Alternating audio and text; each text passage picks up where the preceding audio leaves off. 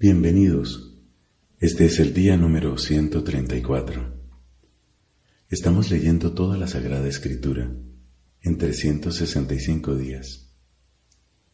Hoy tenemos textos del primer libro de Samuel, del libro de los Salmos y del Evangelio según San Marcos. Pedimos confiadamente el don del Espíritu Santo. Nuestra confianza se apoya en la oración de Jesucristo, en los méritos infinitos de su pasión, en su continua intercesión por nosotros. En el nombre del Padre, y del Hijo, y del Espíritu Santo. Amén. Del primer libro de Samuel, capítulo 18.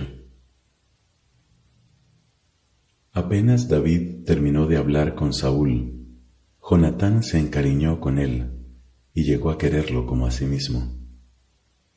Saúl lo hizo quedar con él aquel día y no lo dejó volver a la casa de su padre.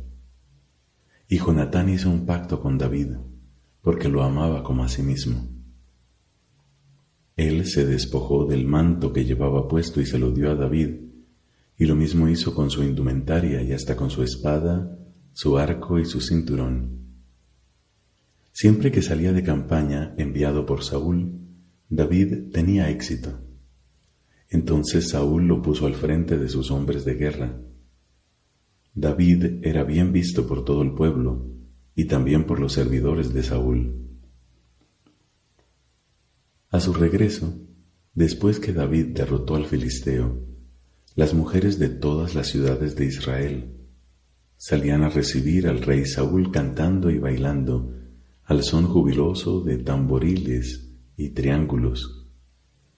Y mientras danzaban, las mujeres cantaban a coro: Saúl ha matado a miles, y David a decenas de miles. Saúl se puso furioso y muy disgustado por todo aquello, pues pensó: a David le atribuyen los 10,000, y a mí tan solo los 1,000. Ya no le falta más que la realeza. Y a partir de ese día, Saúl miró con malos ojos a David. Al día siguiente, un mal espíritu que venía de Dios se apoderó de Saúl, y él se puso a delirar en medio de su casa. David tocaba su instrumento como los otros días, y Saúl tenía su lanza en la mano.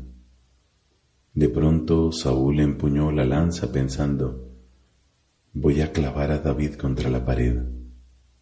Pero David esquivó el golpe una y otra vez. Entonces Saúl tuvo miedo, porque el Señor estaba con David, y en cambio se había retirado de él.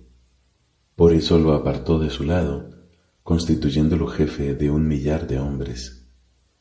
Así David iba y venía al frente de las tropas. El éxito lo acompañaba en todas sus empresas, y el Señor estaba con él. Al ver que todo le salía bien, Saúl le tuvo miedo. Pero todos en Israel y en Judá amaban a David, porque él iba y venía al frente de ellos. Saúl dijo a David: ahí tienes a Merab, mi hija mayor. Te la voy a dar por esposa, pero tendrás que servirme valerosamente y combatir en las guerras del Señor. En realidad Saúl pensaba: que sean los filisteos y no yo los que pongan su mano sobre él. Pero David respondió a Saúl: ¿quién soy yo y quién es mi estirpe, el clan de mi padre en Israel, para que yo sea el yerno del rey? Y cuando llegó el momento en que David debía casarse con Merab, la hija de Saúl, se la dieron como esposa a Adriel de Mejola. Mientras tanto, Mical, la otra hija de Saúl, se había enamorado de David. Cuando se lo contaron a Saúl, éste recibió con agrado la noticia, porque pensó: se la daré para tenerlo atrapado, y así caerá en manos de los filisteos. Entonces Saúl dijo a David por segunda vez: hoy vas a ser mi yerno. Además dio esta orden a sus servidores: díganle a David confidencialmente El rey te aprecia y todos sus servidores te quieren. Ahora es el momento de convertirte en yerno del rey. Los servidores del rey repitieron estas palabras a David, pero él les respondió: ¿Les parece poca cosa ser yerno del rey? Yo soy un hombre pobre y de condición humilde. Cuando los servidores informaron a Saúl de lo que había dicho David, Saúl les dijo: Háblenle así a David.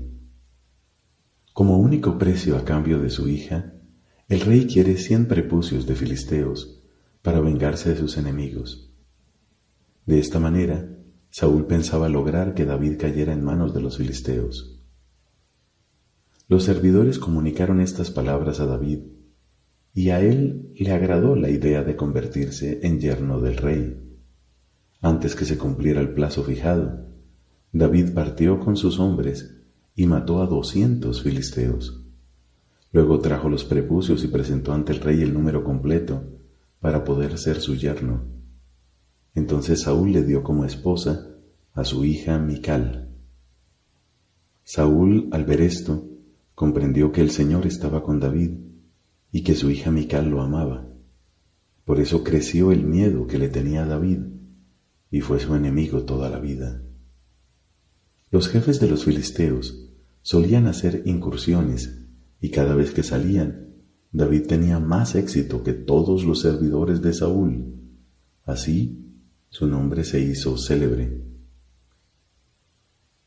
Saúl habló a su hijo Jonatán y a todos sus servidores de su proyecto de matar a David.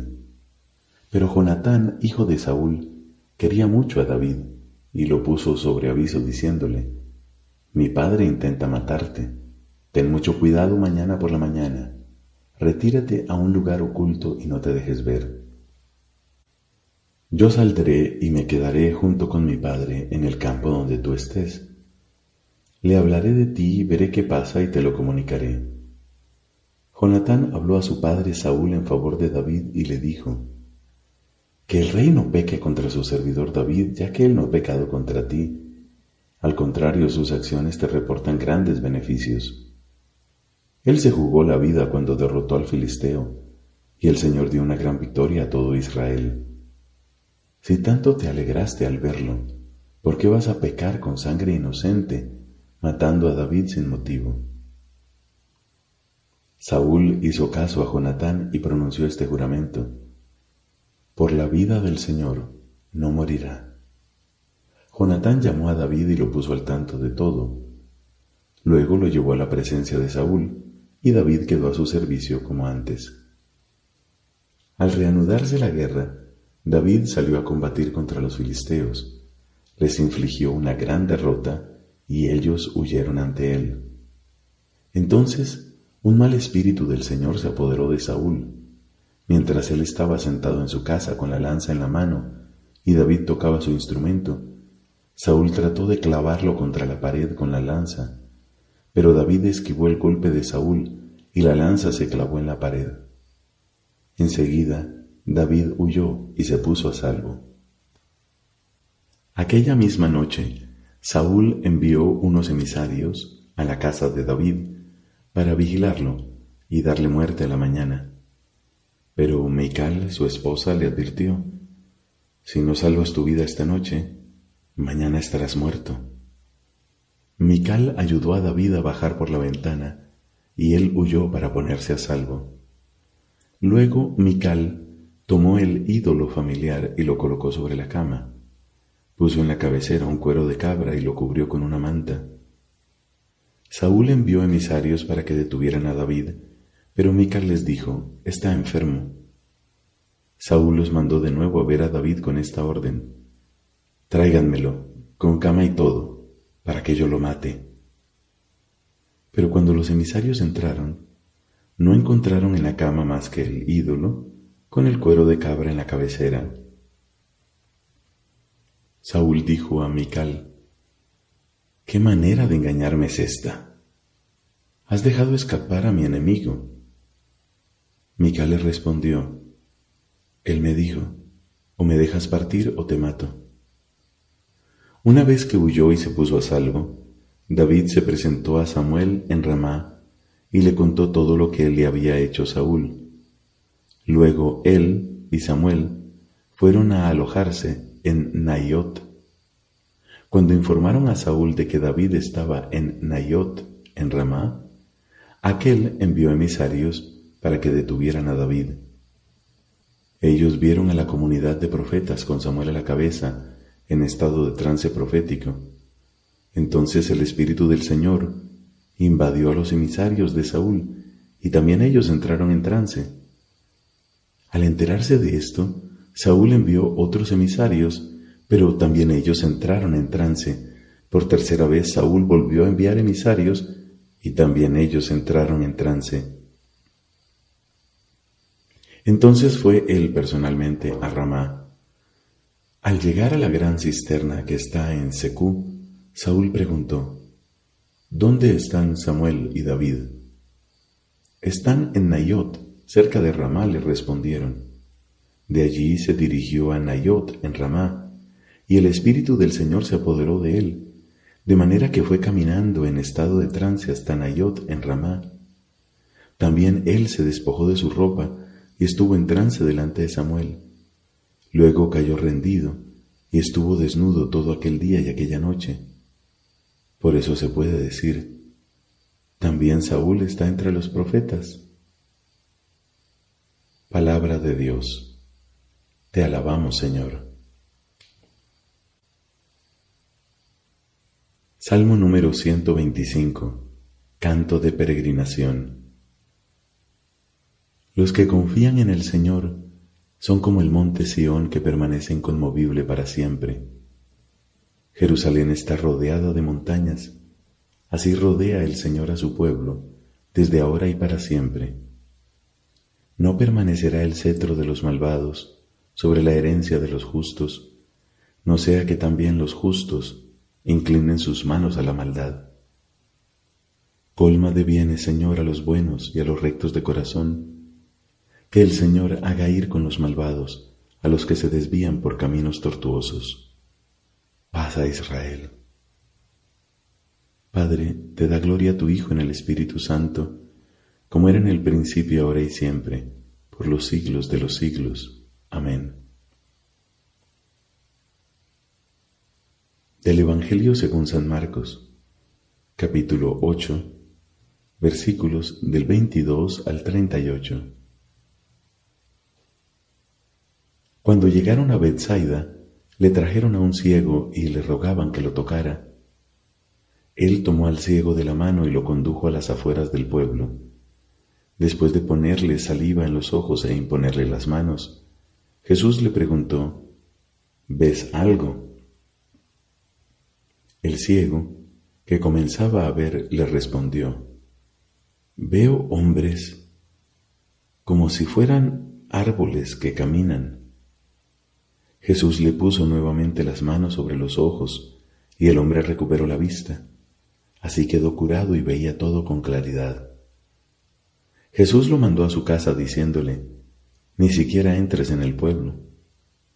Jesús salió con sus discípulos hacia los poblados de Cesarea de Filipo y en el camino les preguntó: ¿quién dice la gente que soy yo? Ellos le respondieron: algunos dicen que eres Juan el Bautista, otros Elías y otros alguno de los profetas. ¿Y ustedes, quién dicen que soy yo? Respondiendo, Pedro le dijo: tú eres el Mesías. Jesús les ordenó terminantemente que no dijeran nada acerca de él, y comenzó a enseñarles que el Hijo del Hombre debía sufrir mucho y ser rechazado por los ancianos, los sumos sacerdotes y los escribas, que debía ser condenado a muerte y resucitar después de 3 días. Y les hablaba de esto con toda claridad. Pedro, llevándolo aparte, comenzó a reprenderlo.